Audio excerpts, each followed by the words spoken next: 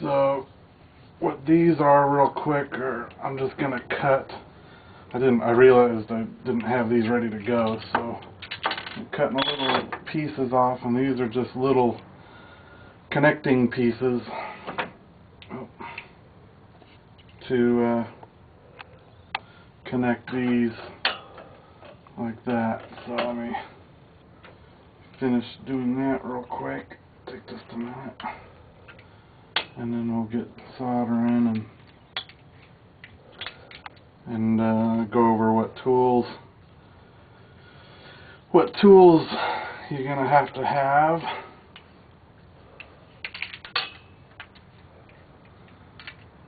I just bought this cutter, pipe cutter, and I highly recommend spending the extra few bucks on the more expensive cutters. This is really nice to use that cutter. Okay, so here's just a little tool overview of what you're going to need for doing these sculptures. Stuff you're going to need. You're going to need some copper tubing. After doing these for a couple of years, I've found that I really like using 1/2-inch tubing and fittings and the 12-gauge wire.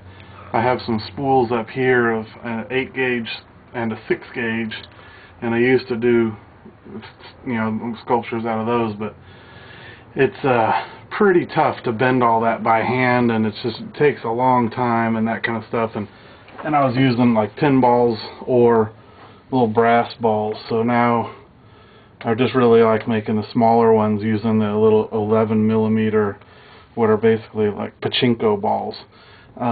This is just steel or chromoly or whatever. So you're going to need copper tubing, some solder. This is the stuff that we use, or that I use. Just silver, it looks like. I don't know a whole lot about it. It seems to work pretty good.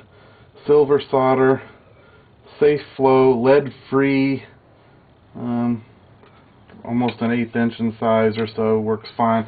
Then when I've tried the thinner solders, seem to feed too fast into the when it flows into the tubing. I like to be able to kind of control the flow, and this you can definitely control the flow of it a little easier than that real thin copper tubing. I got some of the thin stuff around here. This is the thinner stuff. You can see the difference.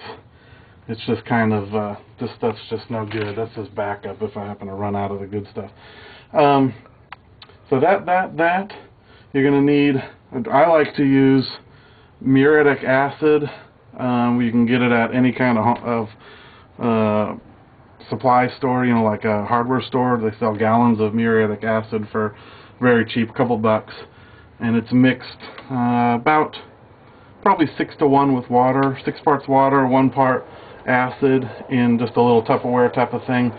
And what that's for is for cleaning the copper to solder, rather than always try and keep it covered when you're not using it, because some vapors come off and tend to rust everything in the whole area.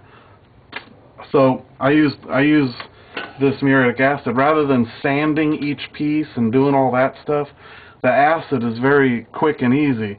You just put it in like that and pull it out, and it's done. It's clean, ready to solder. I wipe a little bit of the excess off, but that's it. That takes 1 second, as opposed to sanding takes forever. So muriatic acid, good to have a couple bricks laying around to do different things with. Some needle nose pliers, just use some junk ones because they're going to get rusty with the acid around. These are the snips for the wire. These work pretty awesome with pretty much any gauge.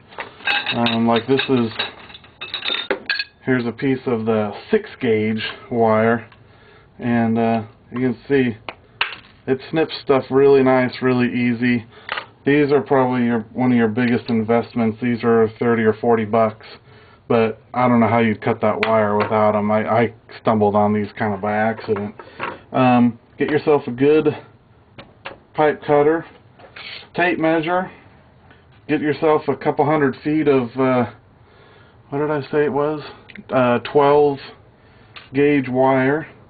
Need a pen for marking your tube. I use these Sharpie permanent marker ones. You need a torch. You need something to solder onto. I got lucky with a customer of mine that was throwing this piece of granite countertop out, and so I swiped it and I'm able to work on this. This is really nice because it's really level, which is nice because you want the bases of your sculptures to be level, because if they're not, then they teeter, and you gotta, you know, when you're all done, you gotta put little rubber feet on them and that kind of stuff. And if I can avoid that, I like to. But it's nice to have something really sturdy. If you don't have something as good as this, which is very cool, get something flat at least. You know, you can buy an old desk or whatever, and buy some of these flame retardant things. These are kind of expensive too, unfortunately, but they work good. And you just, for me, I put whatever I'm soldering right down on top of this, solder it, and then no heat goes through and burns whatever's underneath. If you could see the tabletop underneath this granite, it's all burned from not having these. I used to just do it right on top of the wood or on top of the desktop. But so you need that. Torch. The torch is just a regular propane torch.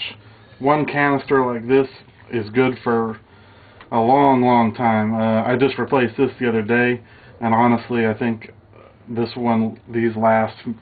You probably build 50 of these little sculptures out of them. They last forever. But these are really nice without having, having to spark it and all that kind of stuff. You just turn this, you can hear it, and it just goes. So that's a really nice tool to have. And that's about it for the tools. It's pretty straightforward. Once it's all done and you've done your sculpture, for me, I like to polish them. Semi-chrome, to me, semi-chrome polish is by far the best type of polish for doing copper stuff. I mean, you can really make your copper look just like a mirror if you spend enough time doing it, enough time buffing it. I have several other types of polishes around here. Like here's a Brasso, and then I got another kind of like Tarn-X or something like that. And then over there I got a Never Dull in that corner. It's all garbage compared to this. This is the good stuff. And actually I think this comes from Germany. It's kind of funny. So this is the good stuff. You need yourself some little brushes like this. Like 25 cents for a few of them at a hardware store. Brushes are for the flux. You need a little bit of flux. And for putting the acid on what you're going to solder on here. It's just good to have a bunch of them around because they get kind of gummed up and you can't really use them for very long. In fact, these two are dead from the other day. So we use two new ones. I think that's about it for the tool part of it. I've got a lot of copper laying around, copper pipe and tubing and that kind of stuff. I've got this is all different sizes, and this is all different size stuff. That's about it for your tools. So the rest of it boils down to just kind of getting creative and starting to go for it. So let's move this stuff out of the way. I'll tell you real quick, the procedure I use for making these is first I do the hoops. The hoops are really kind of tedious, especially the bigger the sculpture, the more hoops you got. But this is how I make my hoops, and we're gonna make a few of them so you can watch, and then we'll start working on the actual sculpture. So I've already cut these to